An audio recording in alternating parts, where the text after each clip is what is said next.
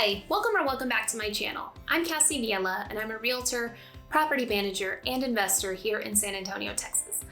On this channel, we talk about all things real estate, from data and investing to home and garden. So if that's your cup of tea, make sure you like, subscribe, follow, etc. Today, we are doing step 5 of my How to Buy a House series. So in the last step, you'll recall, hopefully you've submitted an offer. And right now, before step 5 is the worst part of the transaction, in my opinion. That's when you've submitted your offer and you're just waiting on the seller to respond. It is terrible. It's terrible for everybody, every single time. It is what it is. So once the seller responds though, so obviously they're gonna respond one of two ways. Either, sorry, we're not gonna accept your offer, in which case, you're sad for a little while, and then, we got to keep looking, look for a different home, keep the search up. Or they say, yes, offer accepted. They sign the contract that you made. They might negotiate back and forth a little bit, but I'll let your agent, because every negotiation is so different. There's no way I could make a video that comprehensively explains that. So your agent will help you with any negotiation there. But once the negotiation is done and they accept your offer, basically accepting your offer is just the seller signing it. So after they sign it, they send it to you and to a whole bunch of people. We just talked about in the last video, all of the people involved in a transaction. So generally, when an offer is accepted, then an email goes out to all of those people like, hey, this offer, new contract, let's get started. So after you do your happy dance that your offer was accepted, we are gonna do several things as quickly as we possibly can. So the first step, if you listen to my previous videos and followed them, you are already totally ready to do step 1. That is getting the option fee and the earnest money to the title company. We already talked about that. Either you're going to drop off some checks at the title company, or you're going to wire transfer the money. Now, just a little caveat here, I'll probably say this again in a later video, but wire fraud is a huge problem. Scammers have figured out that they can hack into a title company or real estate agent's email account and send false wire instructions and steal money that way. The way you need to keep that from happening is when the title company sends you the email, here's our wire instructions. I want you to Google the title company's phone number. Do not use from the email, not that phone number. I want you to Google it on a separate device and say, how do I call Independence Title? Here's the number.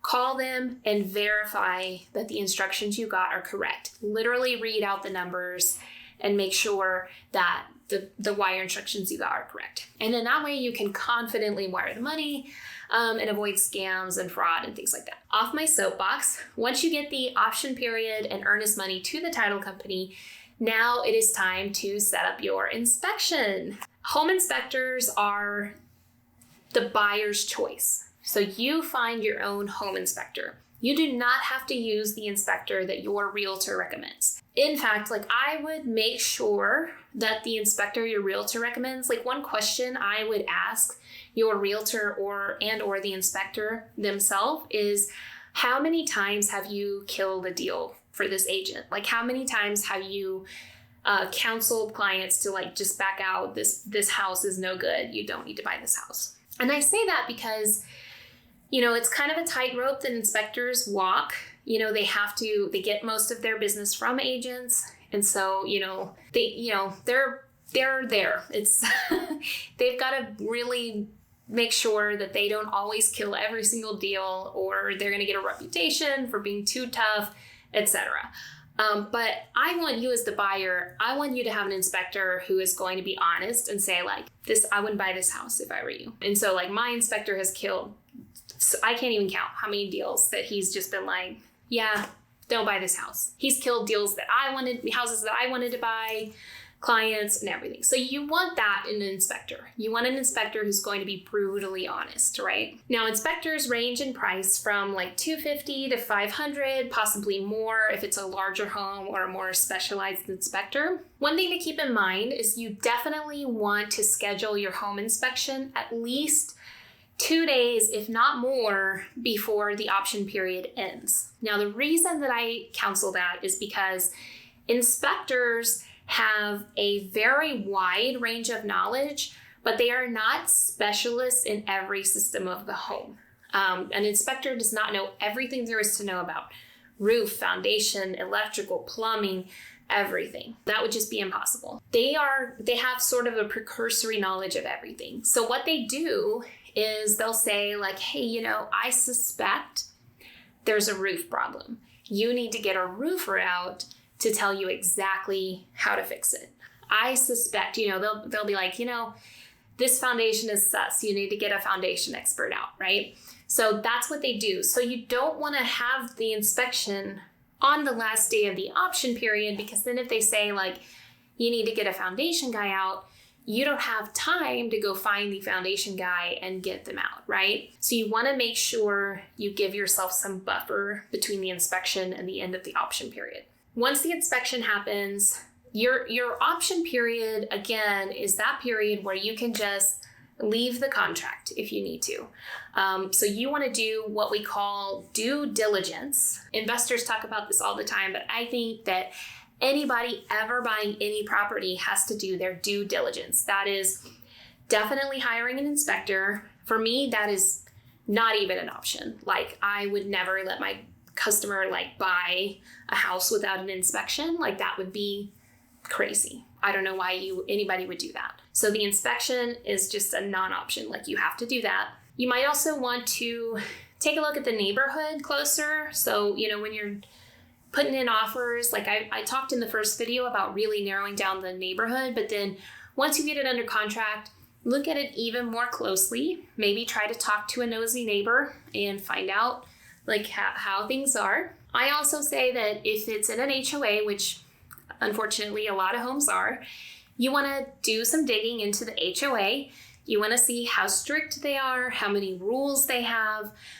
Getting the HOA documents is a part of the process. It might happen after the option period, but if it happens during, that's even better, because then you can go through the HOA rules. You can usually use Google to find the HOA rules in a lot of cases, so if you can, definitely do that. Sometimes HOAs have just really strange rules, and you want to make sure that whatever, if there's something that's important to you, but your HOA doesn't allow it, that's something you want to consider backing out of the contract for. So those are all the due diligence. Now, let's say that you have your inspection and the inspector comes back with a list of things that are wrong with the house. First of all, every inspection is going to have things that are wrong with the house. Like, that is even a brand new house. Inspectors come back with things that are wrong. So that's totally normal. What you want to do is you want to talk to the inspector, because they have to put every little thing that's wrong with the house. And unfortunately, on an inspection report, a line item, it's hard to tell how important something is on just the report itself, just reading it.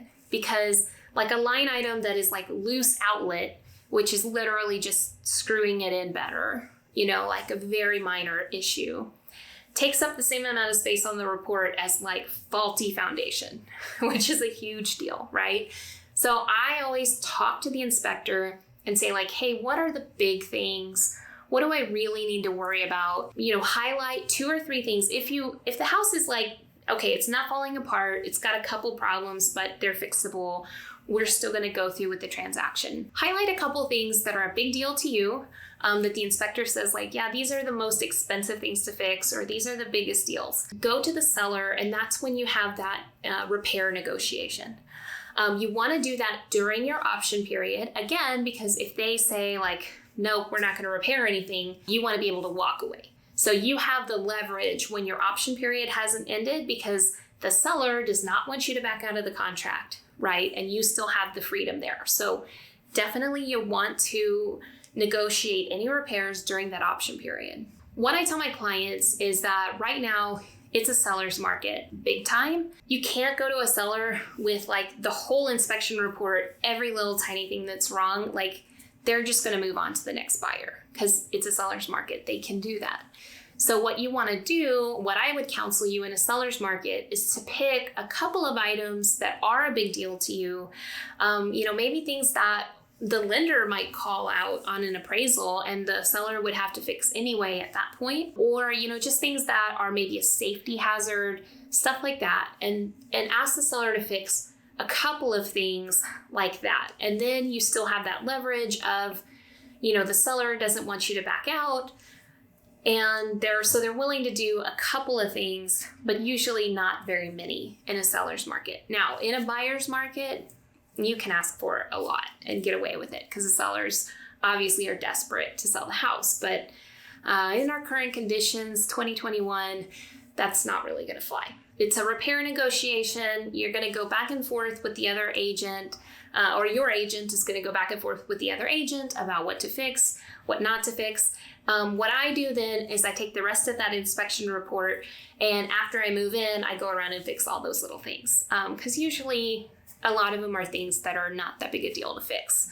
And so I kind of just treat it as here, update all these little things as you move in. So that's just what I do though. After you decided, so your option period is still going, you say, okay, the inspection came back, couple of minor things, but the seller's going to fix them, or I'm not bothered by them.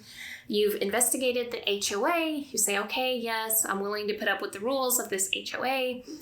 You've investigated the neighborhood. You've taken any other, if the inspector has said, this panel is fishy, you better call an electrician. You've done all of those steps.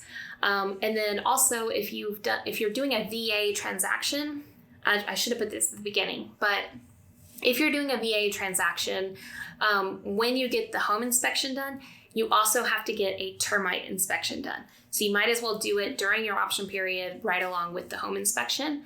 But the VA requires a termite inspection. In other cases, I usually just wait. If it's not a VA loan, like me personally, when I'm buying a home, I wait and see if the inspector suspects anything. I don't automatically get a termite report.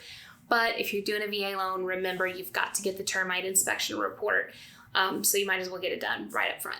Termite inspection, regular home inspection, all of the other things we talked about. You want to go through all of that and just make sure you look at this thing from every angle and make sure that there's nothing that might, be detrimental, that might cause you to back out later on. You want to address that during the option period. Once your option ends, that means, okay, we're sticking with it. We're going to go through with this transaction. So do all of your due diligence first. Know what day your option ends. Put that on your calendar so that you can feel confident on that day making a choice like yes or no and move into the future with confidence. Hope that helps. If there's any due diligence that you like to do that I left out, definitely put that in the comments below. There aren't that, I know in other states there's some weird things that you have to watch out for. I think that I've covered all the ones for Texas, but I might have left something out. So if I did, definitely put it in the comments below, and I'll highlight that in another video or down in the comments. And we'll carry on with the next step, what to do once you're done with the option period, in the next video. So hope that helps. Talk to you next time.